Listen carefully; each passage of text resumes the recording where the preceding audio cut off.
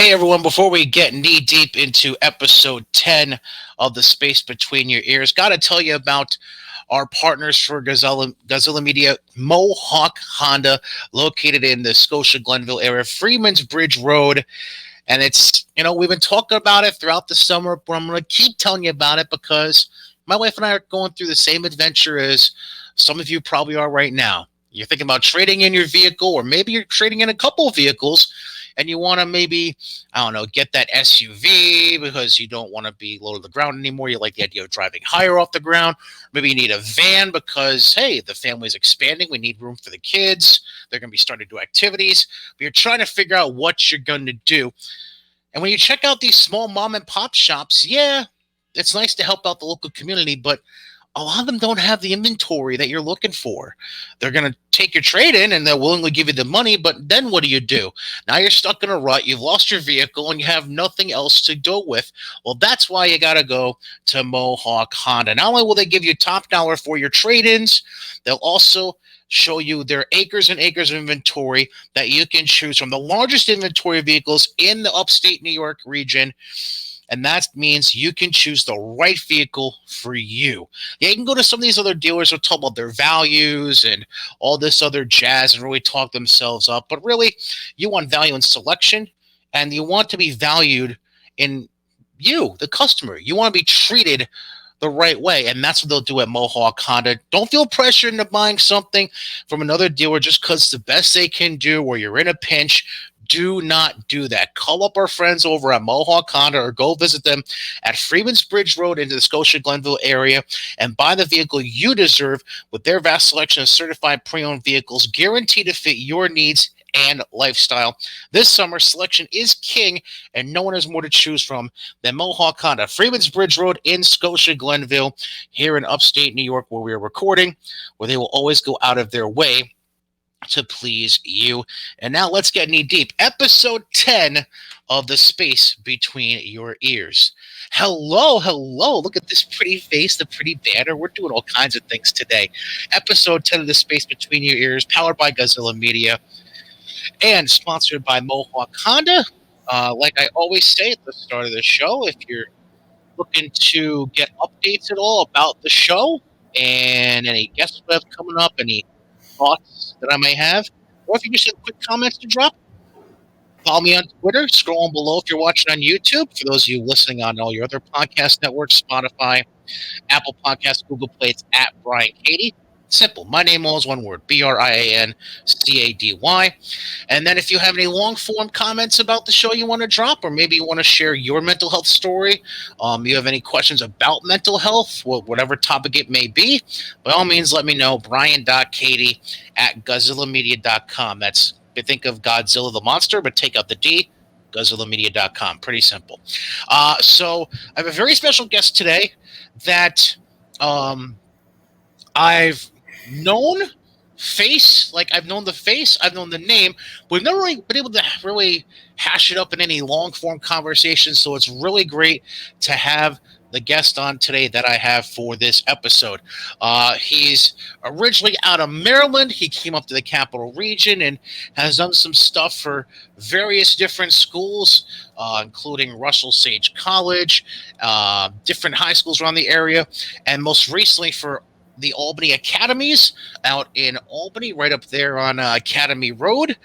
And now he's the founder, owner, the head man, if you whatever you want to call him, of Positively Elite, the one and only Powell Cucchiella. Powell, welcome to the show. How you doing, man? So good. Yeah, thanks, sir. Thanks for having me on. I really appreciate what you're doing here, talking about mental health, trying to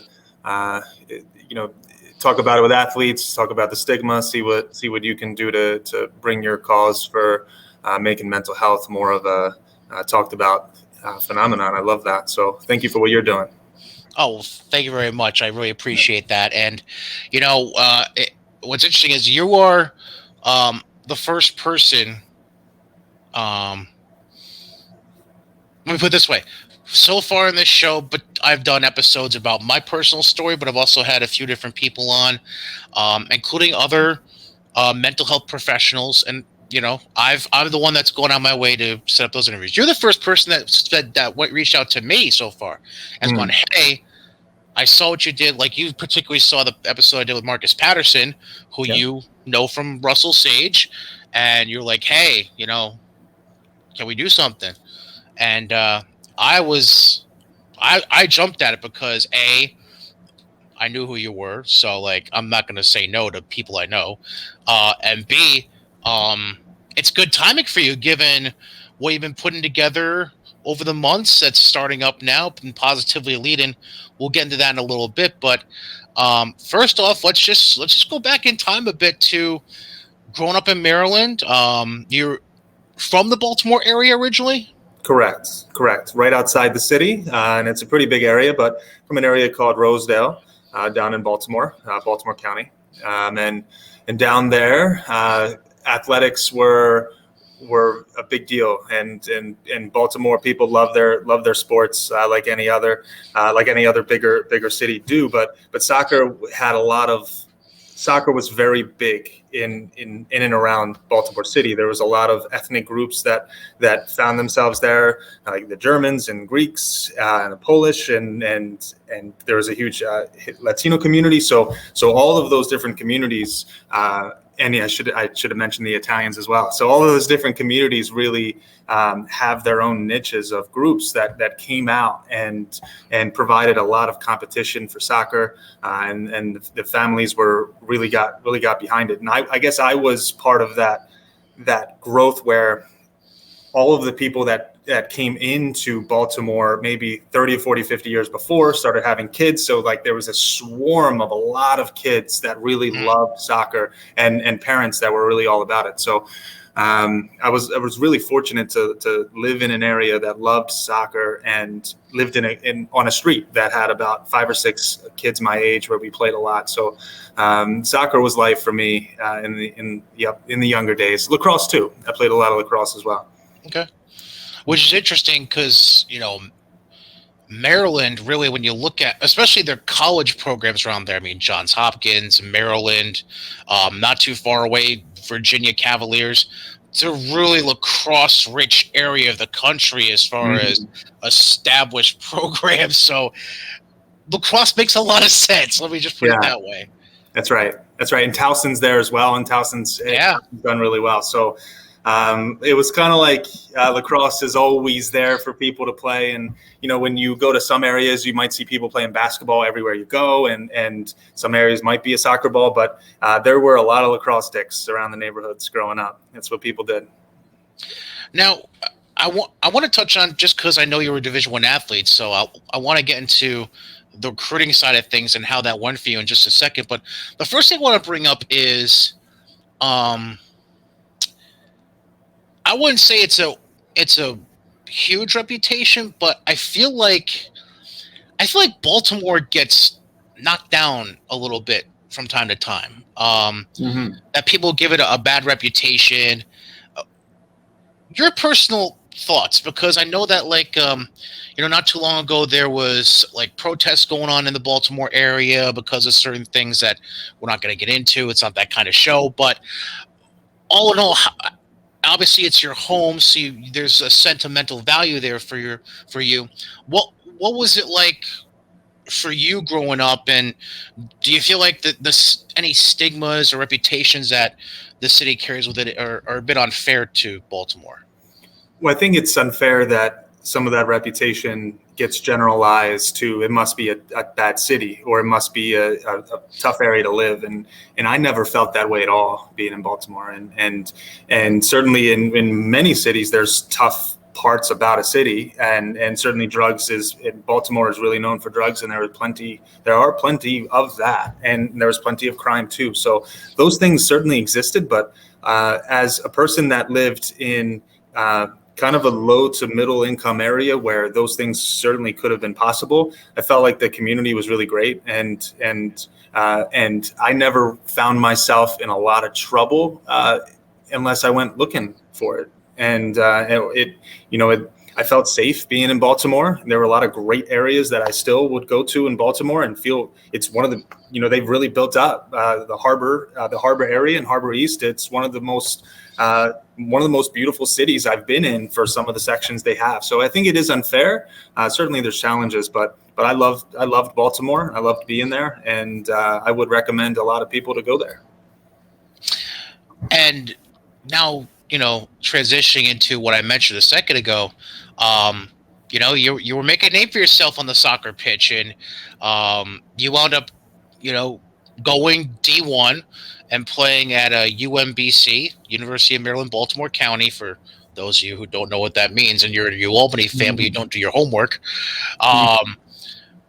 What was, because I just having, known a lot of high school athletes and coached some myself, the recruiting process can be a real pain in the tuchus, for lack of a better phrase. What was making your college decision like, or was it pretty easy for you? Like, did you want to stay that close to home? Were you looking to go far away originally? What was the process like that for you? Yeah, I think that it was, I wanted to stay local. And a lot of decisions anyone makes at a high school age comes from their interest at the time, their belief systems, their self-esteem. Like, those are all things that go into making a decision. And at that time, I felt like more of a homebody and connected to my mother, and wanted to stay close. And at that time, that's what felt important to me. So I was looking at all the local Division I colleges, such as Loyola, Towson, UMBC, and Maryland was, at that time they were top 5 in the nation in soccer, and they didn't recruit much from the Maryland area at the time. They were really going outward. So I wanted to stay local, and I had some good deals offered from all of those schools, and UMBC seemed to be the best package. And I liked it. I liked the coaching staff in going there, and they made it seem really great. So, and I did. I enjoyed my years at UMBC, but a lot of the challenges I had were not challenges with UMBC. They were my own personal challenges that made the setting tough. So I can only blame myself. I actually forgot to ask this question beforehand. You mentioned how you were soccer and lacrosse. Was there a certain point where you decided, okay, I need to focus on one over the other, or was it just something that kind of naturally happened where you just transitioned out of splitting time and making your main focus the soccer pitch? Well, yeah, it was kind of a need to transition, because I was playing high school soccer and lacrosse pretty competitively, and it pretty much became the decision of, do I go to a Division III college for lacrosse and play lacrosse and soccer at a Division III college, or do I play Division I soccer at where I ended up going? So it was kind of like, how much do you want to pursue playing at a higher level of soccer? And I made the decision to go play Division I soccer rather than Division III lacrosse, and I don't regret that. I'm happy I made that decision. But I did love lacrosse. It was a kind of a tough ending to that, because it was, high school was what it was, and I hoped to play more, and I didn't really get that opportunity. So you mentioned that it was, in a way, your own personal attritions that led to the way things ended up for you at UMBC. Is that something worth getting into? Is that something, because I don't want to get too deep if the water is a little too deep worth getting into. So I just felt like that was something worth kind of coming back around to. No, as you should pick up on that. It's a show about mental health, and I think it's appropriate to go into some of those pieces, because I'm sure a lot of maybe you can relate. I didn't know you at that age, and I haven't heard you talk about that age, but I know a lot of people can relate that their high school and college years can be tough on them, and it's a time where a lot of mental health pieces come in. Certainly, I was an introverted person, and I still am naturally. So I like to spend time on my own, and probably in my early days of high school and college had social anxiety as well. So it was tough for me to be around people. Criticism was tough for me at the time because I didn't have a self-esteem or a belief system yet that really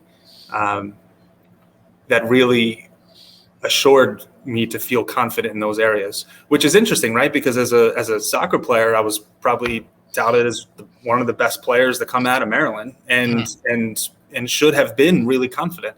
And I think that's lends me into really being into sports psych work now, are the amount of athletes or people that can be so good at what they do, but there's some sort of mental piece, confidence, think their thoughts are off, self-esteem that limit what they're capable of. Yeah. And certainly at that time, there were limitations in what I thought I could do as an athlete. There were players that were really good that I was playing against, and I would get in my head thinking, well, I don't know if I'm good enough to play against them. If I was making a ton of mistakes in practices, or the coach was getting on me, those things just affected me more than they should have. But at the time, I didn't know how to manage any of that. And since I was kind of an introverted internal guy, I kind of isolated rather than talked about it. That's interesting because as I feel like, again, this comes from having the perspective of not just somebody who watches sports, but somebody who's been able to work with athletes and coach them as well. I think that's a lot more commonplace than people are willing to accept. Are athletes who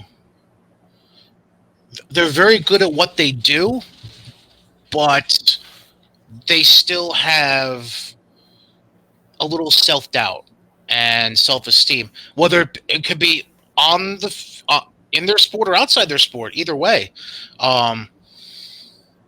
like there's somebody I know who, just as an example, they could go out and have a great night playing basketball, 20 points, 8 rebounds, and then they'll focus on all the negative stuff coming off, and they'll be like, oh, I didn't do this right, I did that right. It's like, that's not the way to think about it. But like you mentioned, I mean, a big thing is, self-esteem. Like it's a hard thing for athletes. I feel like part of it might be, and you could tell me if I'm off, if I'm not correct on this, but it's just a thought. In this day and age, especially with social media, really good athletes, especially D1 athletes, they're like, there's a different standard bar for them compared to Joe Schmo, 19-year-old going through chemistry classes on campus. And because of social media and it being that age with people their own age, or the adults who might be highly critical if they have a bad game, or media or whatever it may be, it's just a total different age from, say, even 10, 15, 20 years ago, and it messes with their head, and it makes them want to just kind of bury and just not let themselves out like they should. And it's like a pressure to be perfect, and it's a pressure to look a certain way, and social media really compounds that. It makes it really difficult for anyone to look off or not be the best that they can be.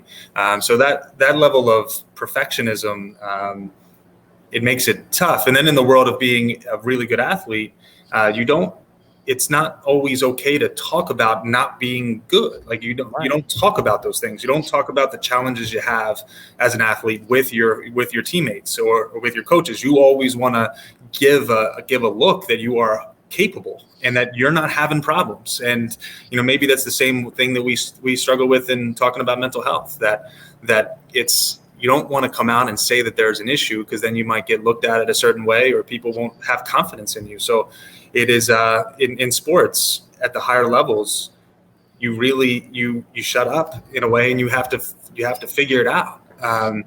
And perhaps nowadays there's more conversation around mental health, so it might be a little bit easier to discuss those things and come out with it. But certainly, I was 20 years ago as a high school athlete, so 15 years ago as a college athlete, and those conversations were not happening, and that's just 15 years ago. So I do think it's interesting. So do you feel like when you're going through your early years at UMBC and you're trying to figure out, because let's face it, and this is me maybe exaggerating, 90% of college kids go into their education thinking they're going to do one thing, and then all of a sudden they take a left-hand turn within 18 months.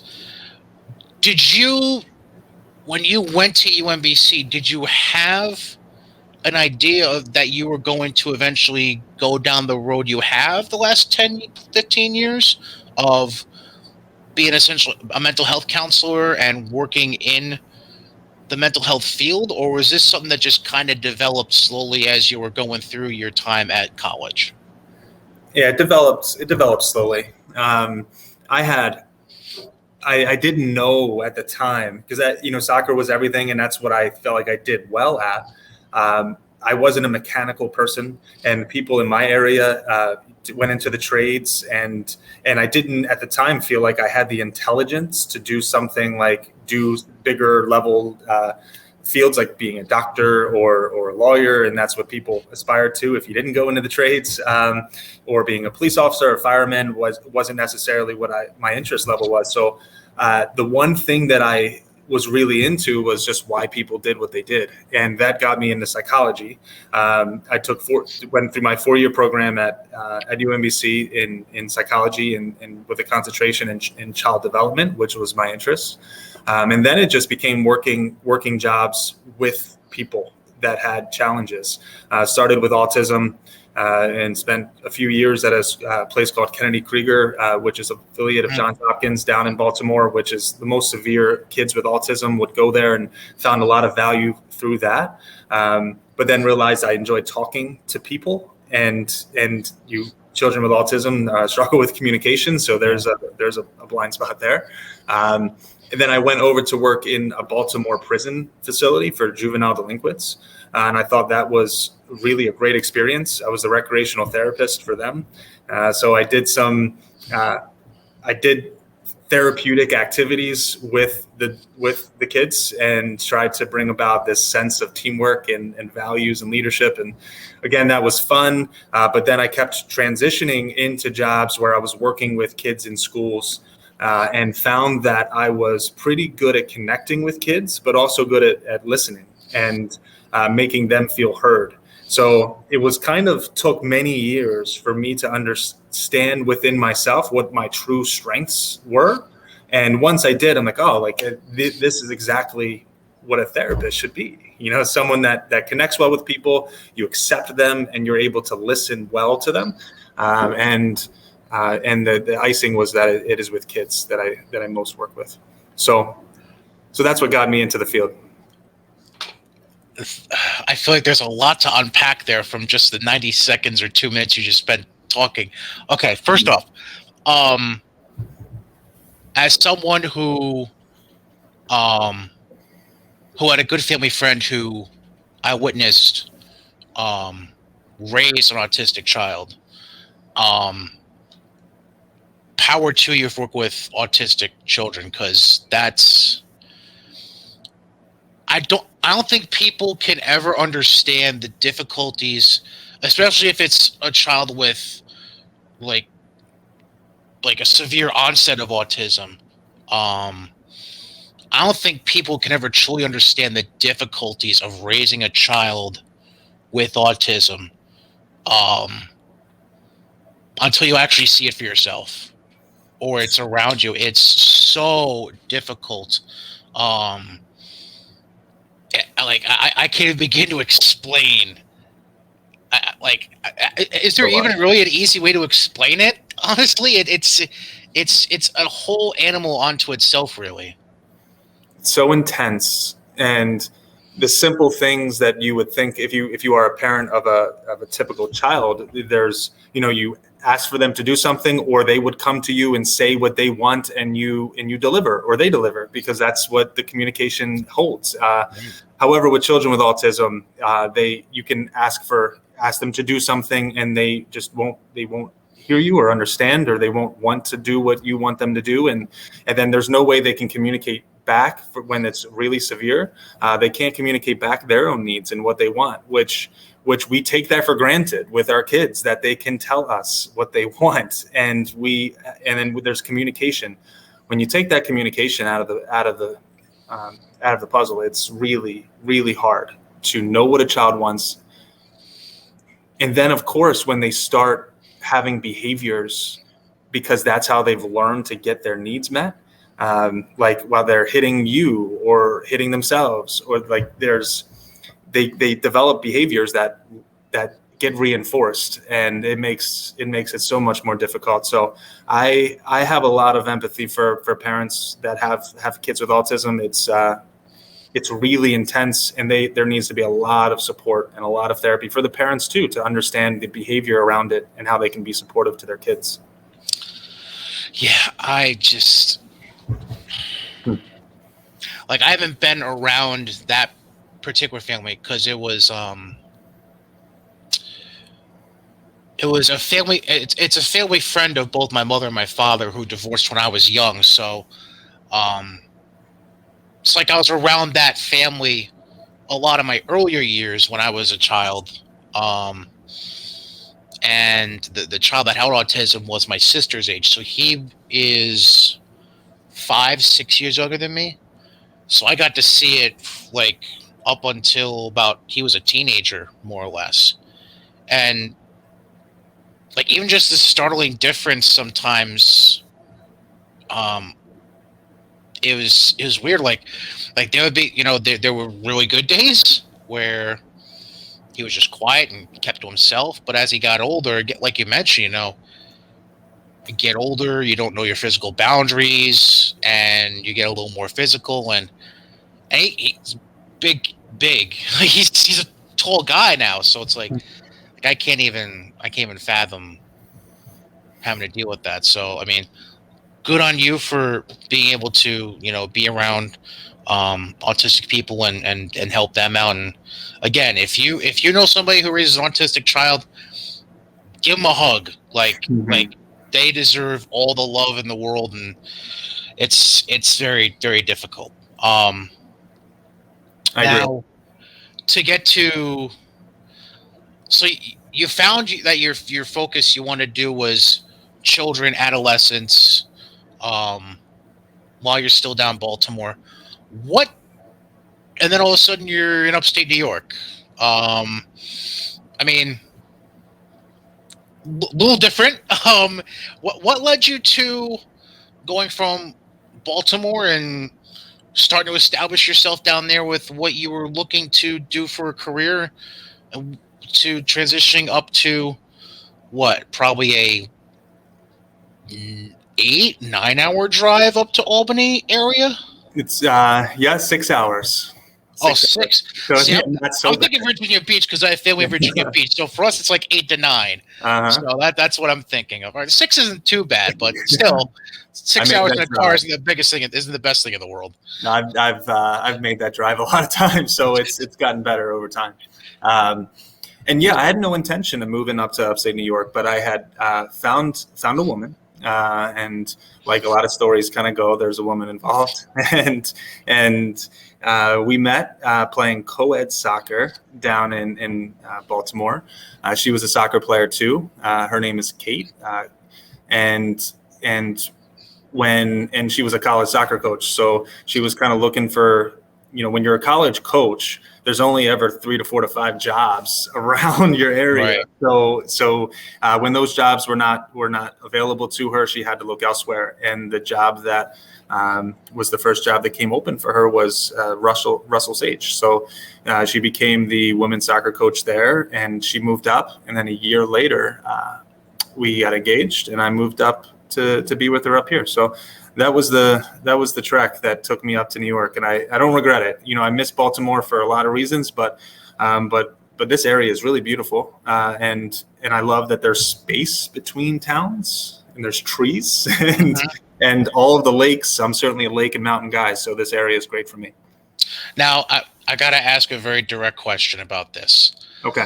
When you heard you were moving up to New York State, was your immediate thought, "Oh, we're moving to a place kind of like New York City. This is going to suck," or did you do your due diligence and find out where you were going? Because when I talk to people when I'm down in Virginia visiting family, they're like, "Oh, it's so crowded there." It's like, no. There's more to New York State than just New York City. It's not that bad. Like, Did you do your due diligence and your homework and like, oh, okay, this isn't going to be too bad? Well, Kate was from this area originally, so she was. I had an in to let me know what Albany was like. She grew up in Colony, and so it was not such a jump. And she spoke very highly.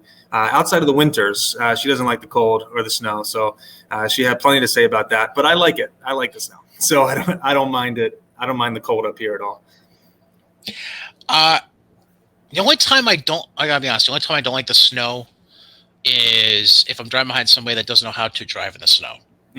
That's the only time I don't like it. Otherwise, I couldn't care less. Yeah. But that's just, I've lived my entire life, so I don't. That's just me. It does get cold. I will say that. Like when you get weeks where it doesn't get above 0, I'm like, all right, that's too much. Yeah, I'll give you that. Like that's usually like early mid-January. Well, sometimes you'll have those weeks of just single digit below 0, single digits. Like, come on, man, what did we do to deserve this? But so you come up and you move up, and you actually ended up eventually doing graduate work at the initial school where Kate was employed at Russell Sage, and you got to do a lot of work with somebody that I'm extremely fond of, Danny Drews, who was the athletic director at one point at Russell Sage College and has since moved on. What was it like getting to do your master's work there and be able to work with certain teams and young athletes over there at Russell Sage? I couldn't have been happier to be at that school, to be at Sage, and I thought the professors that I had there were really great, really knowledgeable, and really supportive of the different tracks that master's people go on. The mental health counseling is a big field, and there's certainly different paths of people to work with. And they were open with me in working with in a performance realm. Not every mental health counselor works with performance clients and right. wants to work with athletes and musicians and students and stage performers. And that was kind of because of my experience with soccer and feeling like I didn't get to the potential that I should have been at. I was very fascinated with the mind and how we bring on confidence and how we maintain it and how we train it. I was so into that topic that they supported that, and were all about me doing work in the community that supported that as well. And then, of course, being at a school like Sage, where they didn't have sports psychologists on staff, they didn't have the people that did that role just because of the size of the school, and they were more than happy to have me come in and work with the teams. And then once I developed a few relationships, it just sparked. I did my thesis I did a study on the Sage athletes that I worked with, maybe 4 to 5 teams, on seeing if a mental performance routine, such as meditation, self-talk, visualization, if doing those things improve their well-being, but also improve their athletic performance. And it was really, to be able to do that, I felt so grateful and fortunate. And that's sparked all the work that I'm into now. So that's why the Sage men's basketball team won their title in 2015. I'm giving you a lot of credit there. We'll talk to Brian about that one. We'll see how Brian feels. I'm sure Brian will give us a pass. It's okay. Yeah. And now, for those of you, by the way, quick aside, for those of you who know about my sports PA announcing career, let me give you the timeline quick. So Kate left Russell Sage to become the UAlbany head women's soccer coach the summer before I started PA announcing at Sage. Powell, you came in. You started that fall, I believe, correct? Fall of 2013 was when you started your graduate studies. And it would have been the same year that she started her school, her job at Russell Sage as well. So it was the year right before you. Okay.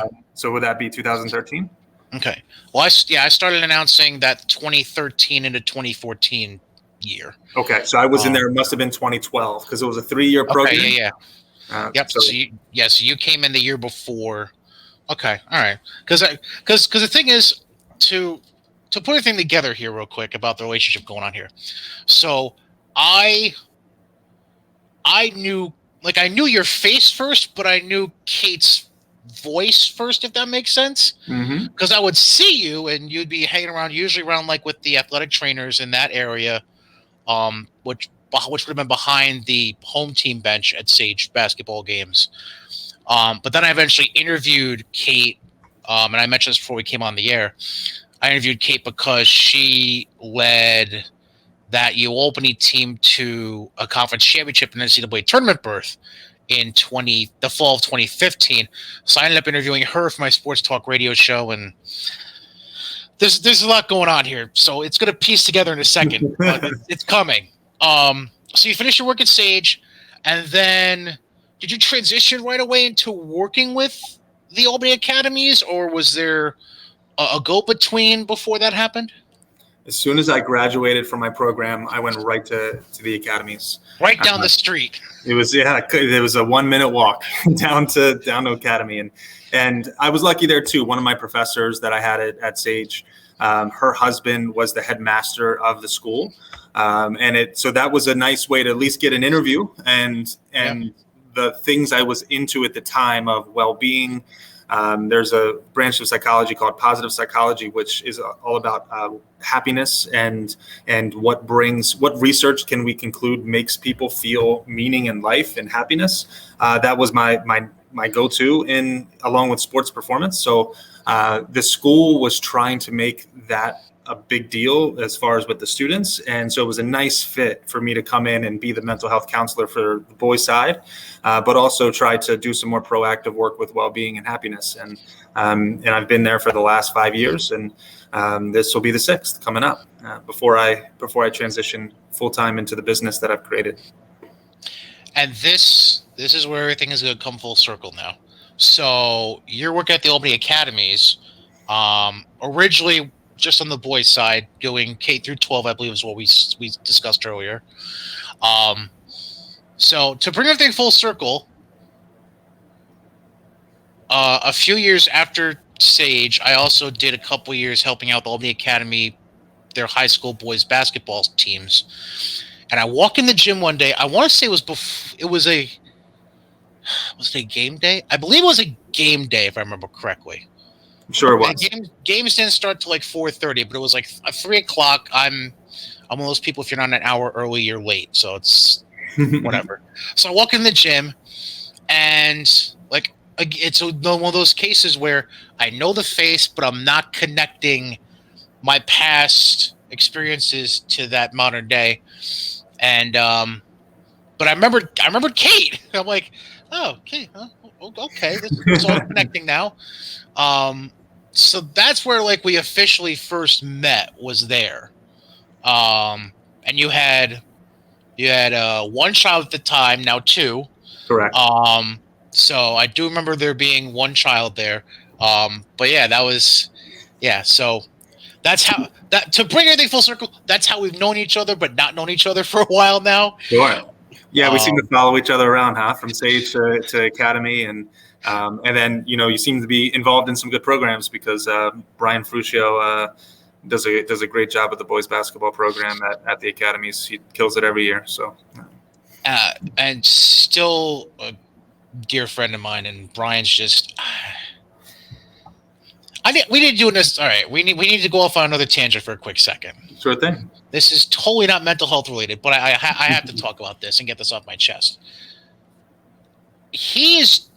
Brian's just an amazing human being.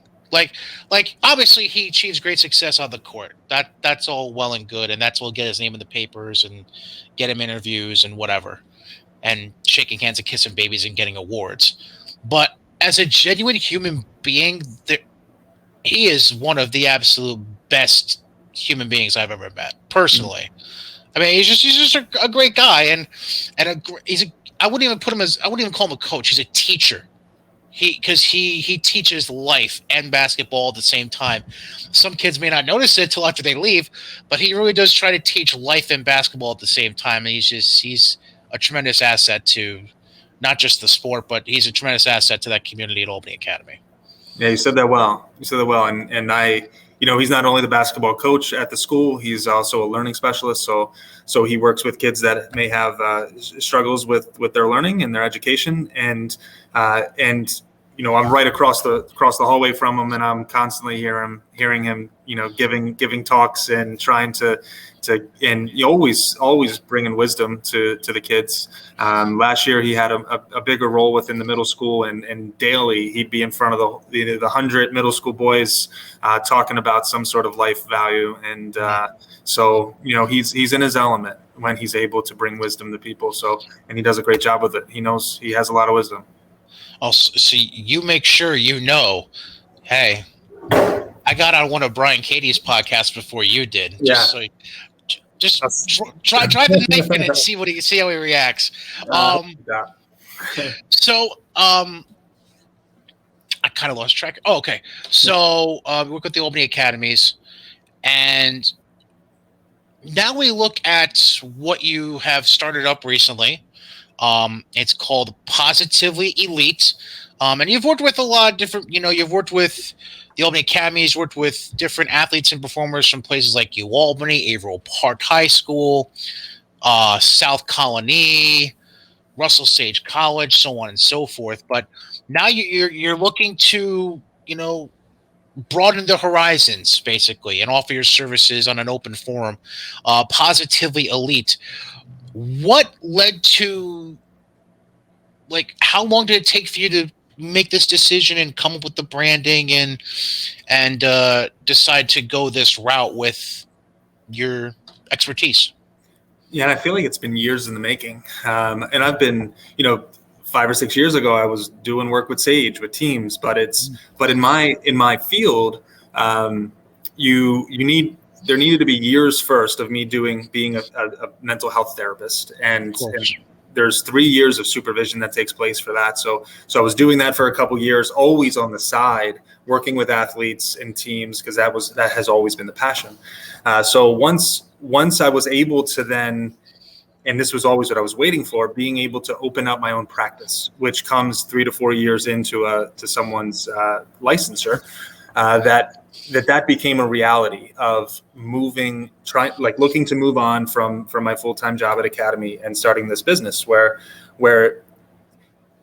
I can help athletes and performers of all type, not just athletes, but help performers understand, manage, and train the mind so that they can more consistently and confidently perform at the top of their game.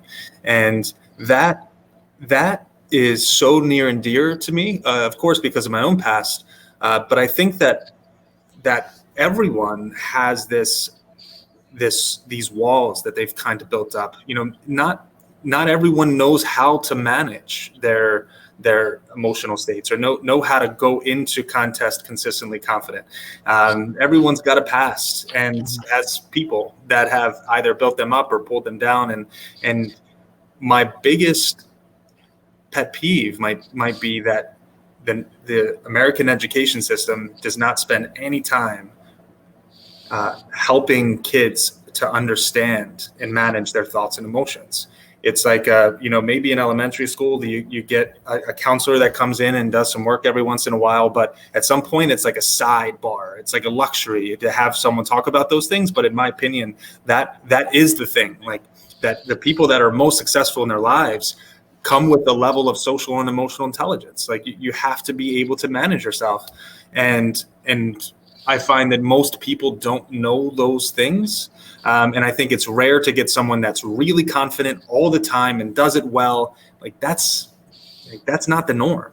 So I felt this drive to help teams and athletes perform at that consistent level, and not just because it would help them athletically, but because it helps them in their whole lives. It's it helps them socially, helps them with their behaviors. I wouldn't be doing this, I don't think, if it was just athletically based. It's about helping everybody be the best they can be, no matter what they do. Now, obviously, you've launched a website, and so you're going to have reach to pretty much anyone who contacts you through the website. But as far as your physical location, are you looking to stay around the upstate New York area, or is this something you're looking to maybe take somewhere else? Certainly right now, with having my family here, I'm not looking to go anywhere. And the great thing about, I use these words very cautiously, the great thing about the pandemic was that things became more accessible on Zoom, to where I can talk to anybody anywhere in the world and be in Albany. Certainly, I hope it grows to a level that there's need outside of Albany, and I can travel to different college teams and different clubs that might look for that service. But for right now, I'm very happy to be in Albany, and I hope to be here for a while. Being that I'm transitioning outside of a school where I'm at now, I don't have an office space yet. But as the business grows, I hope to have an office space. And I think the dream, which I rarely have talked about, and many people wouldn't know this, but I think the dream is to have a holistic training center where we can train the physical, the emotional, the mental, the tactical, like the technical of any sport. But also they're bringing lifestyle and nutrition, like having a fully alternate, holistic performance place. And I haven't seen that done in athletic realm. See, now you caught me at the end, because when you said that you didn't have an office yet, I was ready to just come right out and say, there's a lot of office space out here in Amsterdam. You can just come out here and we can grab drinks or whatever. But then you mentioned you ended with what you just said, and I'm like, that would be like a gift from the gods, I think. Like, because you'd be able to take every aspect of the services and needs of an athlete and put it under one roof. I mean, that's like, how has that not been done before 2021 is my question. I don't know. And I've looked, and I don't think anyone's done that well. And certainly their physical play. They work on speed training, and they have technical work for whatever sport there is. Like, that's been done. But I don't see sports psychologists coming into the mix. I don't see nutrition. I don't see the total package there of alternate, of holistic work. Yeah, it's like, so basically 3 realms. I'm gonna split this into 3 categories. There's the physical, the physique part of it. There's the nutrition part of it, and then the mental / emotional part of it. I feel like there's so much focus on the physique part of it from a commercial standpoint that it's still all separate. And if you ever see it come together, it's usually the physique part and the nutrition part, and the mental's just here like, you can figure it out on your own. Like, you gotta treat the whole mind, body, and soul. There's a reason it's called the mind, body, and soul.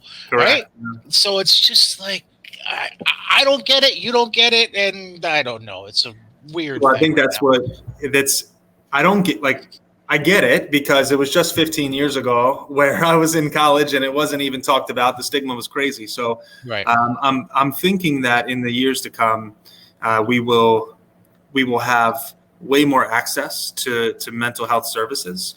I think that it won't be such a stigma to it. I think that you won't just have to, right now, like if you access services, people would think, oh, you must have something going on, whether it be anxiety, a depression, an issue with maybe an eating disorder or substance use, like those, like that's the reason that you would want to contact a psychologist. But I think that things are transitioning, that people realize how much the mental and emotional plays a factor in everybody and what everybody does.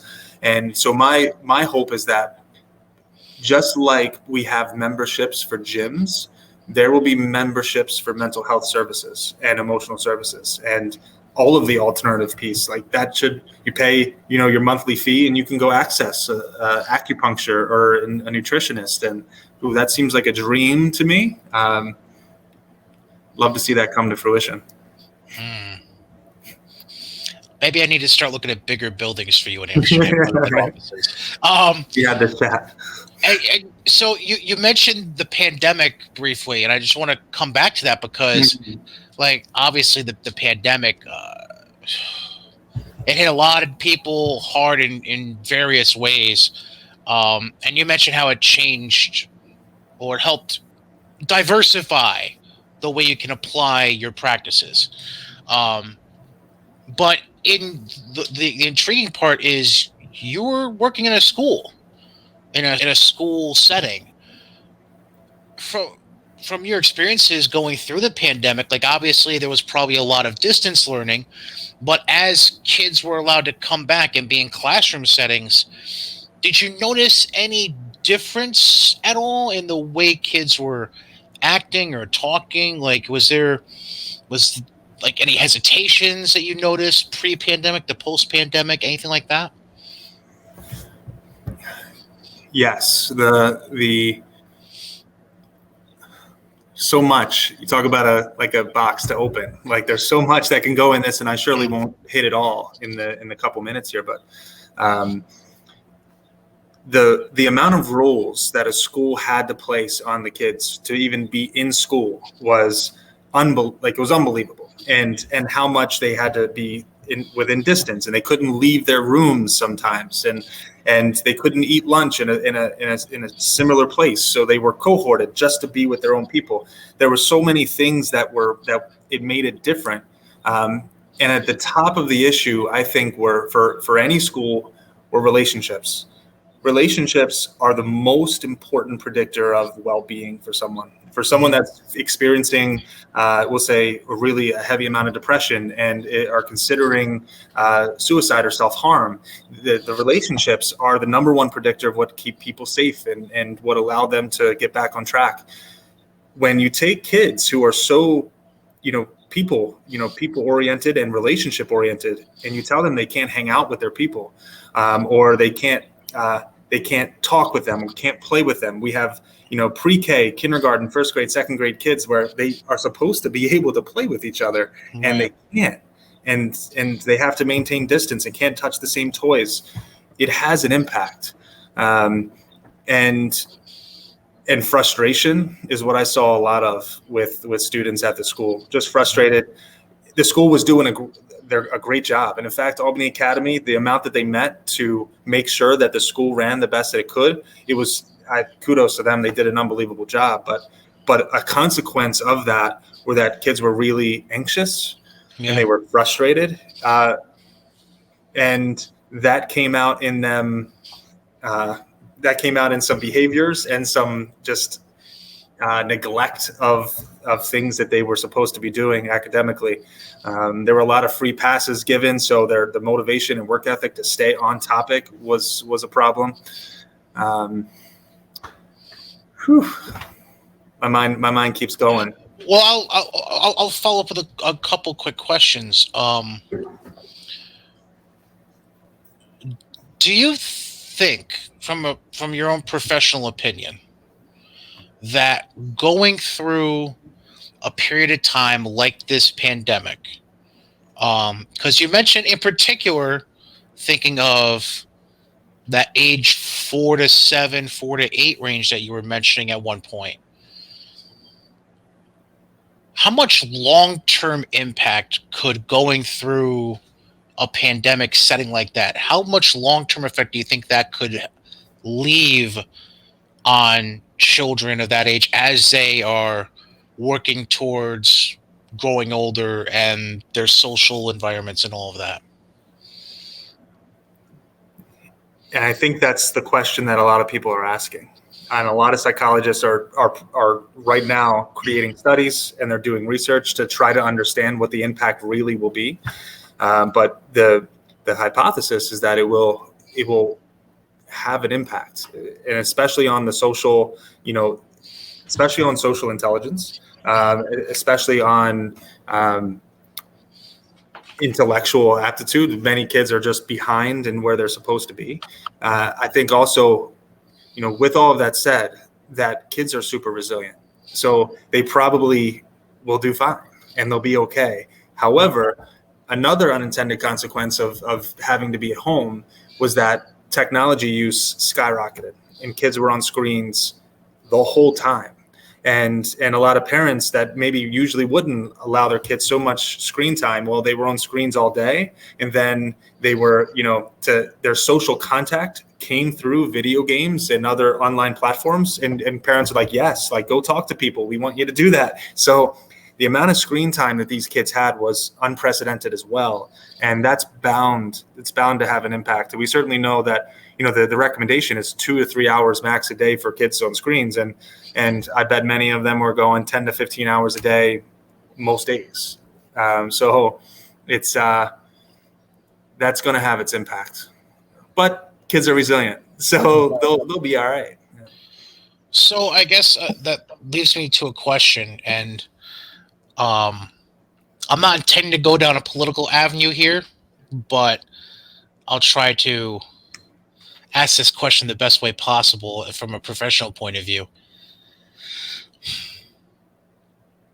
On a scale of 1 to 10, 1 being completely, utterly poor, 10 being tremendously excellent, if you had to rate the way the pandemic was handled and things were executed from it for a child, how would you put that, and what do you think could have been executed a little better during the pandemic?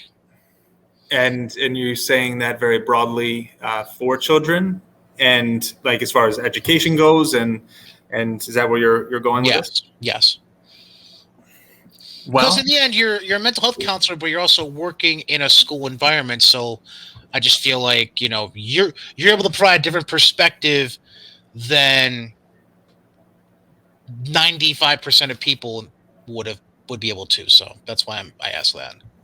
Sure. And my perspective comes from also knowing that many different school districts in our state and across the country did different things. And I 100%, if we do the 1 to 10, I'm in the 6 to 8 range, where I think some people did an okay job and did the best that they could. And they communicated a lot and tried to bring a lot of services and a lot of different things to kids. But when the only option is to be online for a whole school year, that's not that might have been what the only option was for several areas, but that's just not in the best interest of kids to have to do that. So it's a tough balance. I wish there were more services. I wish there was more done to be proactive in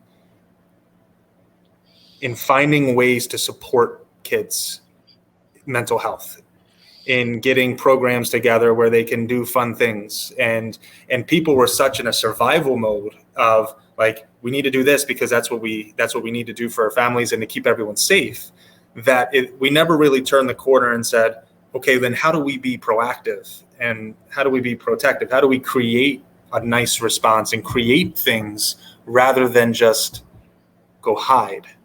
And I wish that was better done. But then again, I'm in a school in a smaller community, and that was constantly in our conversations of what can we do to be helpful to the students that are in our community. And a lot of times we ran up against roadblocks that were more government based, and that we couldn't do some things. Yeah, it was more to kind of sum up what you were saying, things were a lot more panic and reactionary, essentially. Yeah, sure. All right, so I have two quick, well, I don't know if they're gonna be quick because I talk, you talk, we both talk, it's whatever. Two things though before we wrap things up. One, how much the stigma potentially is changing about mental health, because you have these athletes now.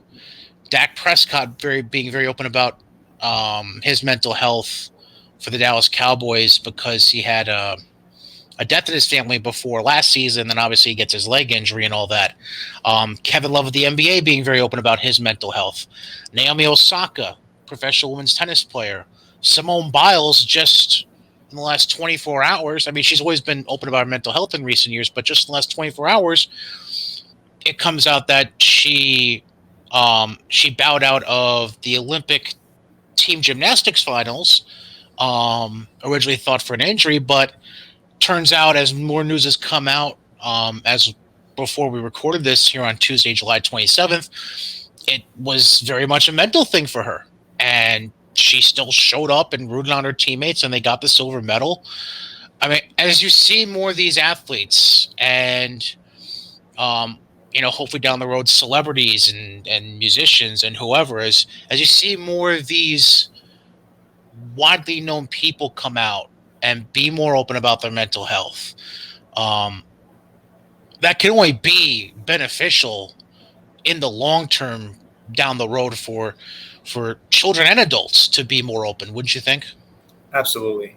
I think we are right on the tip of it being, the stigma being a lot less. There might always be a stigma, but I think that the more celebrities and people of influence come out to say that they've struggled with these things, the more it will be okay. And I also think we have a generation of kids coming through that are more accepting of difference than I did 15, 20 years ago. So I think that is a huge piece of it too.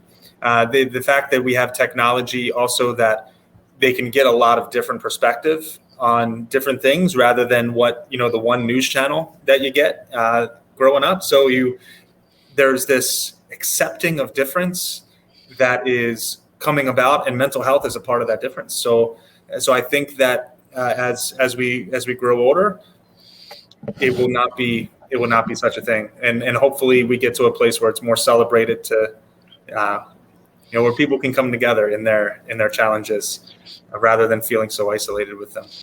You mentioned the news channels. That's why I only watch the weather and sports segments now. That's why. Yeah. Just it's the only thing my brain is willing to accept these days.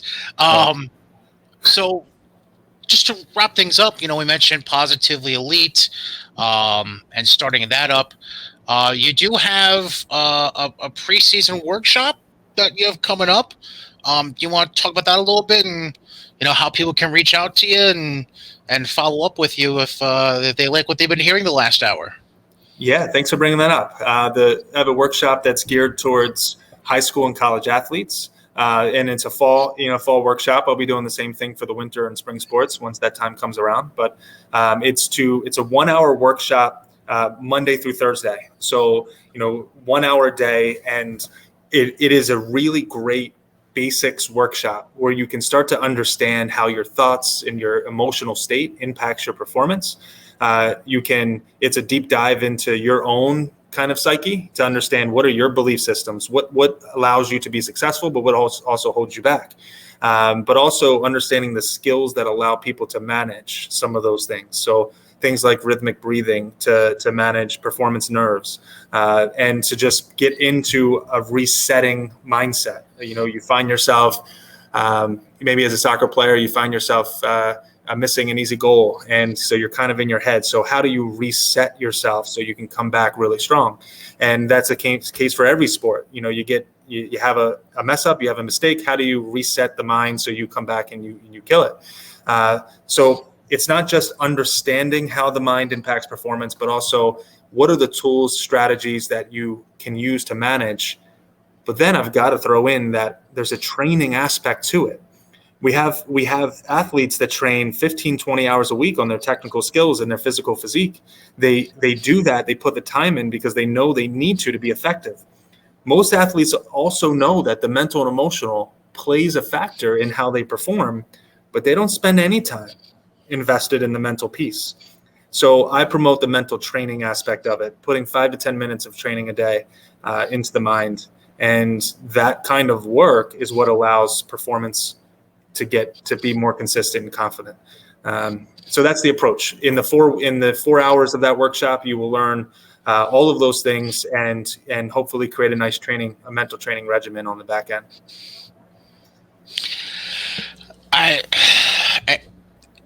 If there's one tip I can put out there to follow up what you just talked about with the workshop and everything, listen, if there's one thing I learned in therapy, music and meditation, they're godsends. They're amazing.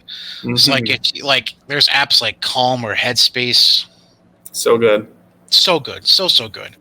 Meditation changed my life when I was 22 or 23. It changed the whole trajectory. So I credit meditation with a lot. And I know some people struggle with meditation, but there's no better way to start to sit with and understand your mind as meditation is, because that's just the process of sitting there and observing the mind, witnessing the mind as it comes and thoughts come and go. And that is a major practice within what I do is learning different meditation practices that can help you be okay with the mind and learn to manage it a little bit more. And I think that's the struggle that a lot of people have, is they don't have control.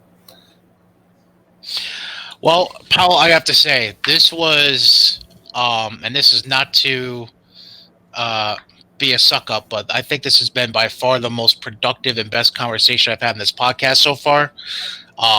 And you've been extremely open, and I really appreciate the conversation. And obviously, we'll stay in touch. Again, positivelyelite.com.